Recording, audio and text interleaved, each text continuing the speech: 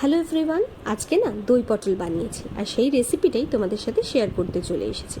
পটলগুলোর খোসা ছাড়িয়ে নিয়ে দুদিকটা ভালো করে কেটে খুব ভালো করে জল দিয়ে ধুয়ে জল ঝরিয়ে নিয়েছি। এরপর এর মধ্যে পরিমাণ মতো নুন দিয়েছি, পরিমাণ মতো হলুদ গুঁড়ো দিয়েছি, দিয়ে খুব ভালো করে পটলগুলোতে মাখিয়ে নিয়েছি।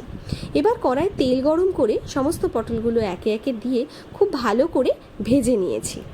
এবার পটলগুলো খুব ভালো করে ভাজা হয়ে গেলে এর মধ্যে দেওয়ার জন্য একটা পেস্ট রেডি করে নিয়েছি, যেটার মধ্যে 1 চামচ পোস্ত, 1 চামচ মগজদানা, 5-6টা কাজু দিয়ে খুব ভালো করে ব্লেন্ড করে নিই। এবার এর মধ্যে 1/2 চামচ হলুদের গুঁড়ো, 1/2 চামচ ধনে গুঁড়ো, 1/2 চামচ জিরে গুঁড়ো, একটুখানি মরিচের গুঁড়ো আর একটুখানি সামান্য কাশ্মীরি মির্চ দিয়ে পেস্টটা ভালোভাবে মিক্স করে পটলের মধ্যে দিয়ে দিয়েছি। এবার এর মধ্যে 1/2 চামচ আদা বাটা, 1 চামচ লঙ্কা বাটা দিয়ে খুব ভালোভাবে এটাকে মিক্স করে নিয়েছি। আমি কিন্তু এখানে কোনো গুঁড়ো লঙ্কা ইউজ করিনি। এবার আমি 2 চামচ টক দই খুব ভালোভাবে ফেটিয়ে এবার পটলের মধ্যে দইটা দিয়ে দিয়েছি। দিয়ে এবার এটা খুব ভালো করে মিক্স করে নিয়েছি। আর এই দইটার মধ্যে আমি কিন্তু একটু সামান্য নুন আর চিনি দিয়ে দইটা আমি ভালো করে মিশিয়ে নিয়েছিলাম।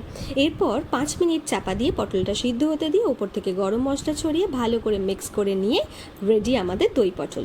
নিরামিষ রান্নার খুবই চটজলদি রেসিপি এই দই পটল। আমি কিন্তু এটা গরম গরম ভাতের সাথে সার্ভ করেছি। তোমরা চাইলে রুটি, লুচি, পরোটা যা দিয়ে মন চায় খেতে পারো। বাড়িতে একদিন অবশ্যই ট্রাই করো আর ট্রাই করে জানিও আমাকে কেমন লাগলো। টাটা।